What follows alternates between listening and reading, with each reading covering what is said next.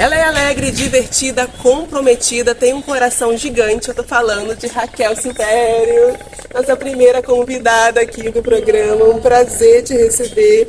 Raquel, o presente que Deus me deu nas últimas semanas. Eu sou muito feliz de ter ela como a nossa primeira entrevistada. Estou muito feliz, muito mesmo. Você é a primeira entrevistada. Meu coração é só gratidão. E eu tenho certeza que Deus vai fazer aqui, né, nesse canal.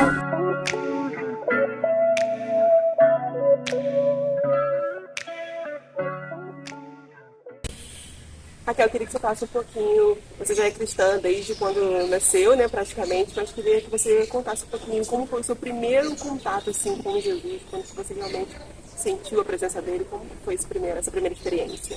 Então, eu nasci, né, no lar evangélico, eu fui criada na igreja e aquele ditado que todo mundo fala, né, de conhecer Jesus e ouvir falar, comigo não foi diferente. Por mais que eu tenha nascido já no lar evangélico, eu sempre fui à igreja, porque a minha família sempre foi da igreja, então eu não tinha aquela experiência com Deus, eu ia aos cultos, eu participava das coisas, mas não tinha vivido um verdadeiro encontro com Deus. E há uns 7, 8 anos atrás, mais ou menos, a minha mãe, ela foi diagnosticada com um problema grave no coração. E eu sempre fui muito apegada à minha mãe, eu sempre fui muito ligada à família.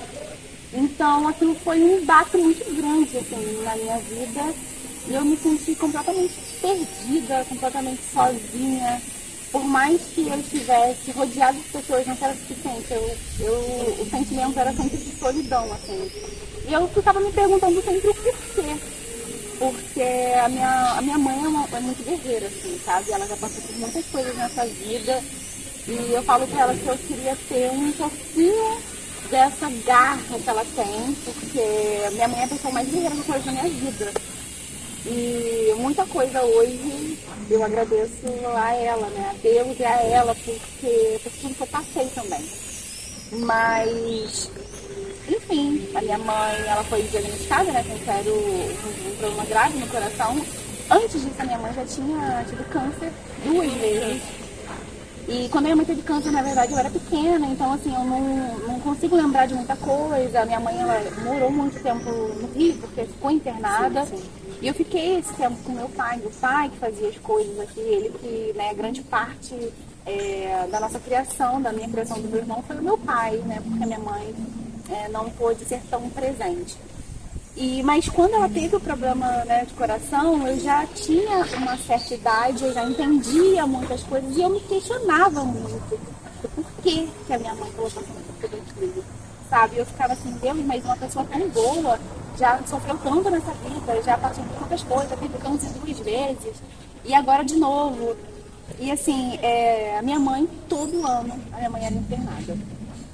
Todo ano ela era internada, ela ficava na UTI, a gente não sabia muito qual era o problema dela, os médicos tentavam vários remédios, minha mãe passou por vários médicos e a gente não conseguia chegar a um diagnóstico do que estava acontecendo com a minha mãe. Não saber o diagnóstico é pior, né? Porque aí você fica mais... não sabe como proceder, a quem procurar, qual médico. Exatamente. Né? E assim, eu tive o apoio da minha família, eu tive o apoio do meu marido, na época era meu namorado, da família dele, mas não era suficiente, eu me sentia muito sozinha, era um vazio muito grande. Aquele espaço que só tem preenche é o Senhor, né? Tem lá o nosso coraçãozinho, lá um espacinho, mas somente o Senhor, o Espírito Santo pode preencher. E aí foi um dia, minha mãe não podia ficar com acompanhante, né? Porque ela estava internada na UTI. Uma vez eu estava muito angustiada, eu vim aqui na passagem, eu parei o carro, dentro do carro mesmo, eu chorava muito, tentando entender o que estava acontecendo, por que eu estava passando por tudo aquilo, eu não conseguia mais trabalhar, não conseguia mais estudar, não conseguia fazer mais nada, eu simplesmente parei a minha vida. E aí o Senhor falou comigo. Foi nesse lugar, por isso que a passagem assim, é muito marcante, foi ali que tudo começou. por isso que eu falei que aqui é um lugar onde eu me conecto com Deus, porque foi a primeira vez que eu senti assim, a presença de Deus verdadeiramente. Eu sabia que Ele estava cuidando de tudo. E ali eu pude descansar. Por mais que às vezes a gente ficasse, né, eu ficava aflita, me questionando das coisas, mas eu sabia que eu podia descansar, porque Deus estava cuidando de tudo. E Ele cuidou de tudo. A minha mãe foi internada mais algumas vezes, mas ela foi curada, né, graças a Deus. Mas foi a primeira experiência que eu tive com Deus. Foi aqui na passagem, quando Deus falou comigo no momento que ela estava internada. Nossa, que lindo, né? É realmente para inspirar a gente. E me diz uma coisa, nessa sua caminhada, assim, qual foi a maior dificuldade que você enfrentou? Porque você é nova, né? E assim, se entregar para Cristo nova, ser da igreja muito nova, requer da gente o cumprimento de alguns princípios, né? E acaba que o que as pessoas consideram, né, de forma geral, fora da igreja normal, pra gente a gente tem que seguir esses princípios, não porque é obrigação, mas por amor ao Senhor. Existe alguma dificuldade nesse período, assim, da sua adolescência?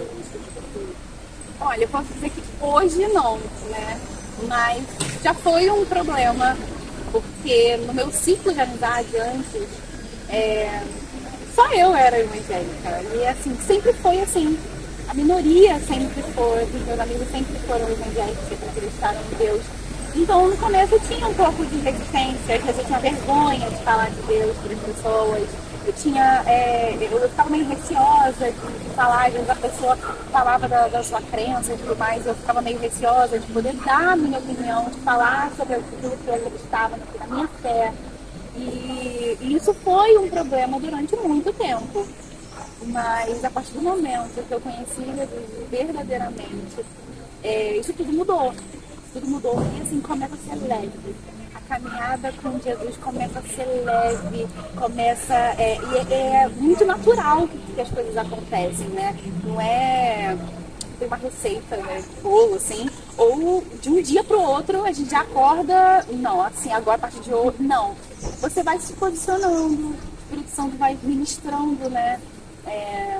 Foi ministrando na minha vida e foi ficando algo muito mais natural. Eu perguntei sobre essa questão do desafio, porque para mim também sempre foi muito leve, muito tranquilo e natural, né? Eu sempre fui cristã, então não tive tantas dificuldades com quem sai e entra na igreja, né? E a gente entende que tem os desafios, existem os desafios que a gente consegue vencer com Jesus. E recentemente você também enfrentou um outro problema, né? A ansiedade. Como que foi passar por isso? Como que você venceu? Compartilha com a gente. Há um ano e alguns meses atrás, eu recebi muitos diagnósticos. E, na verdade, tudo que eu passei foi devido a alguns problemas que eu enfrentei na vida. E essa questão da saúde da minha mãe foi algo que realmente mexeu muito com a família toda, mexeu muito comigo. Só que eu não percebia que aquilo não tinha sido curado dentro de mim. Que existia alguma coisa que precisava ser tratada.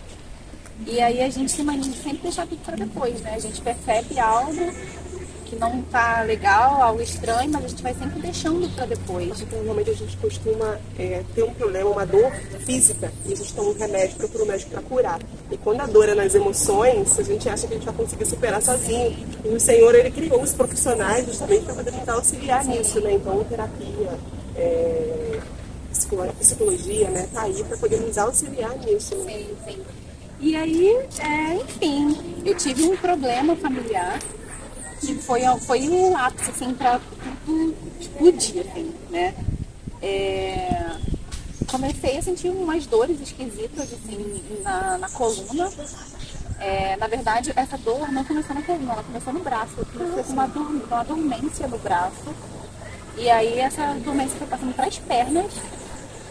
E aí foi atingindo na minha coluna, e até então eu falando, sabe mais, toma um remédio aqui, eu ali, não sei o quê, e aí, não foi muito como eu tinha planejado. Foi piorando, até que eu me peguei em cima da cama, travada. Eu não conseguia fazer nada sozinha, eu precisava da ajuda da minha mãe, do meu pai, do meu marido, pra tudo, assim. E isso aconteceu, eu tinha acabado de casar, foi muito recente, assim. E até então, pra mim, eu ia procurar um médico e ia resolver tudo, né? Todos os meus problemas. E aí foi na época de pandemia. Juntou emocionalmente tudo. Sim. Eu tinha voltado a trabalhar recente, porque eu fiquei um tempo em casa por causa da pandemia, né? Quando fechou tudo. E aí a ortopedista ela não estava atendendo presencial, ela estava no online. Aí eu fiquei, gente, como é que eu vou ser atendida online? Como é que eu vou falar pra médica onde está doendo, aonde está travado, tudo online. E aí Deus me deu um anjo assim, na minha vida, porque ela foi assim, primordial. A gente conversando por videochamada, ela fazendo a consulta e eu duvidava. Nossa. Eu ficava assim, gente, como que a pessoa vai conseguir me avaliar? O Senhor usa a tecnologia também. Como que a pessoa vai me avaliar pelo telefone? E aí a médica começou a fazer umas perguntas que não tinham nada a ver com a minha coluna. Ela pediu pra eu fazer ela queria me avaliar, pediu pra eu tentar fazer uns movimentos, e aí depois ela entrou, começou a perguntar sobre umas coisas que na minha cabeça não tinha nada a ver. E aí ela falou assim, olha, eu só posso dar continuidade no seu tratamento depois que você procurar um psiquiatra e me trouxer um parecer psiquiatra. Aí eu fiquei, gente, o que a minha coluna tem a ver com o psiquiatra, com a minha mente? Falei. E eu chorei, porque eu falei assim, gente, uma coisa tem a ver com a outra, e eu me desesperei e tudo mais, mas não tinha jeito. Eu realmente precisava, eu estava assim, em cima da cama, eu não conseguia tomar banho, não conseguia fazer nada. E, enfim, relutei, mas fui procurar uma psiquiatra. E aí, ali de primeiro momento, a psiquiatra, né, eu nunca tinha ido, fiz psicologia, mas tinha um preconceitozinho. Nossa, como é que a pessoa faz psicologia e tem um preconceito com uma própria profissão que almejou um dia exercer, né? Tinha um pouco de preconceito, assim, e aí eu relutei, mas fui. Ela me fez umas perguntas e tudo mais, a gente bateu um papo. E ali, ela não me deu o diagnóstico assim de cara. Tive que ir algumas vezes ainda para a gente poder avaliar, mas existia um problema ali. E foi quando eu conversei com a psiquiatra que a minha mente foi clareando. E eu vi que realmente existia alguns problemas. Estavam ali meio, confusos, né? Entre o físico e o emocional. É porque, assim, por mais que eu tenha estudado comportamento e tudo mais, quando acontece com a gente é tudo muito novo. Então a gente não sabe, né, o que está acontecendo, por que o nosso corpo está reagindo daquela forma. Algumas coisas que a gente acha que só vai acontecer com o outro, né? Exatamente. Nunca vai chegar pra gente. Exatamente. E aí eu ficava, porque tratar do outro é muito fácil, né? Quando aconteceu comigo, eu falei, né, peraí. E aí, enfim, eu fui diagnosticada com síndrome do pânico, síndrome social, depressão, transtorno bipolar. E, no caso, a ansiedade, ela é a síndrome do pânico, né? Ela é uma ansiedade no grau elevado e aí que faz ter esse medo, né? E aí, ali meu mundo caiu. Porque eu falei assim, gente, como que a coluna pode ter ligação, né? E isso é muito louco. E aí, enfim, eu me peguei assim, já fiquei muito mal. Totalmente vulnerável, né? Ali sem saber como agir, né? E assim, o primeiro indício de que eu realmente estava tendo isso tudo, as pessoas começaram a me visitar e eu estava muito bem conversando com as pessoas, do nada me dava medo, eu começava a chorar com medo assim das pessoas e eu sentia realmente uma sensação de morte. E aí começou a desencadear tudo. Veio tudo ao mesmo tempo e eu comecei a não dar conta do que eu estava sentindo. E aí eu não queria mais sair de casa, eu não queria mais ver ninguém, eu desmaiava. E no começo eu queria, então eu tentava ir pra rua, eu tentava ter contato com outras pessoas e o que acontecia, o medo era tão grande que eu entrava em crise e eu desmaiava. Desmaiei em diversos lugares na rua. E isso foi, assim, foram gatilhos. E aí, um dos gatilhos que eu tive eu tinha medo de ambulância. toda ambulância que passava, aquilo me despertava tanto medo que eu entrava em crise e eu desmaiava. E aí, junto com a psicóloga, comecei a fazer acompanhamento com a psicóloga, comecei a fazer terapia e eu fui descobrindo as coisas. Eu fui realmente conhecendo o que estava acontecendo comigo. O gatilho da ambulância é porque me remetia à minha mãe. Tudo que eu passei com ela. Já tive que andar de ambulância. Levar lá atrás. E assim, o medo, eu sabia que minha mãe estava bem, que minha mãe estava curada. Mas toda vez que eu ouvia o barulho de uma sirene de ambulância, aquilo me dava, eu lembrava e aquilo me dava crise. Como outros gatilhos. E assim eu fui vivendo durante um bom tempo. Eu saía de casa, parei de trabalhar, tinha medo de tudo e de todo mundo.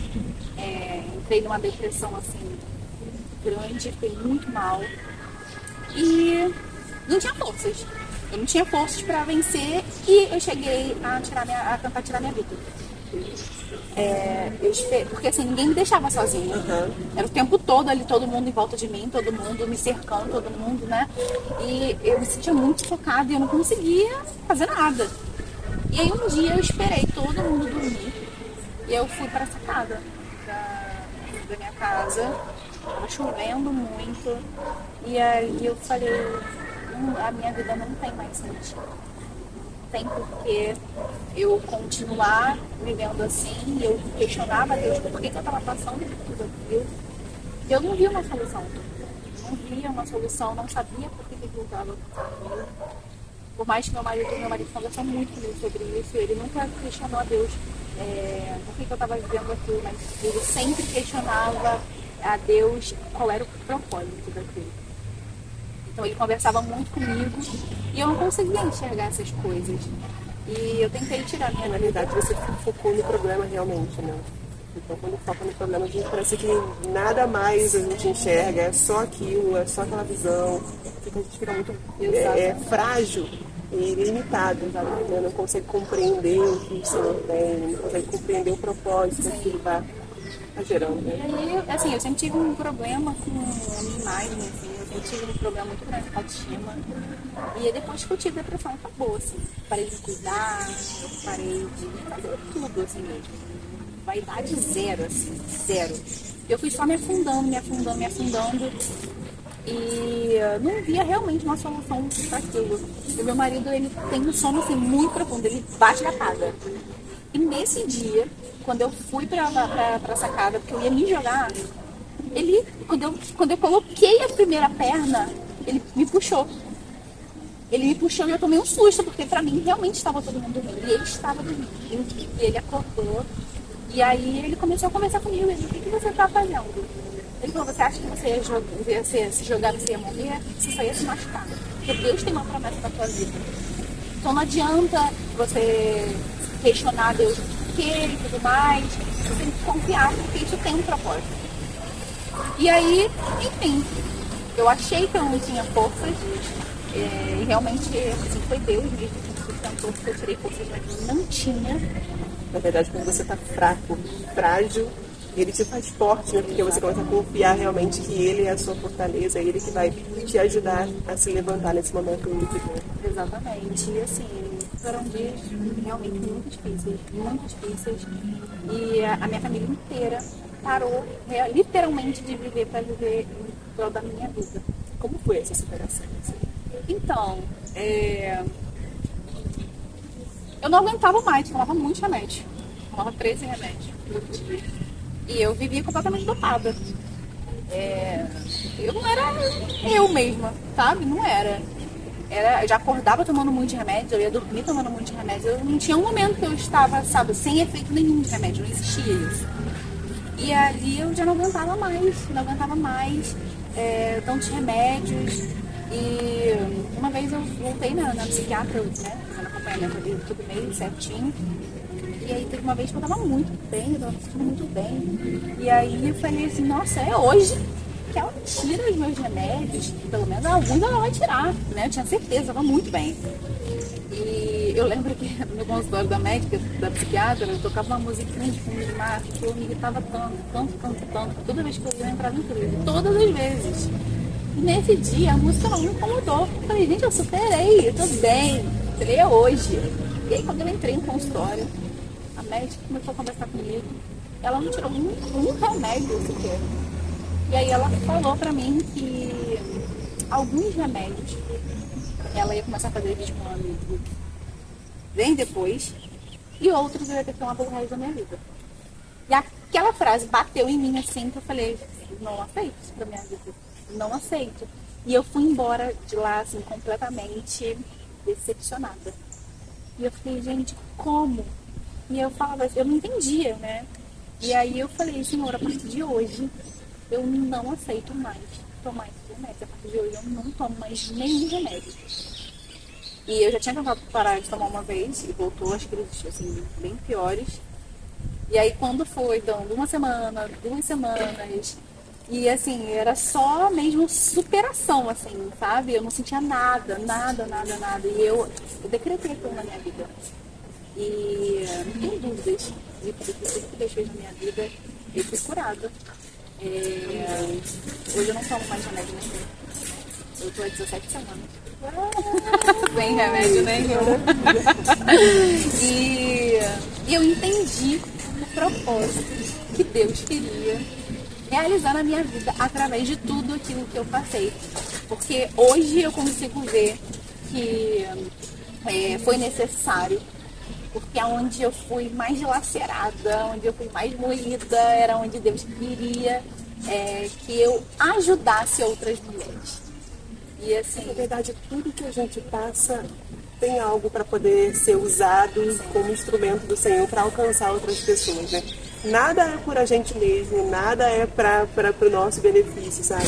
A própria Bíblia diz que quando a gente cuida das coisas de Deus, as demais coisas nos serão acrescentadas, né? Assim, que Ele tem todos os propósitos, Ele tem propósitos para as nossas vidas, Ele tem muitas coisas para poder fazer. A gente só precisa se posicionar, se colocar diante dele, né?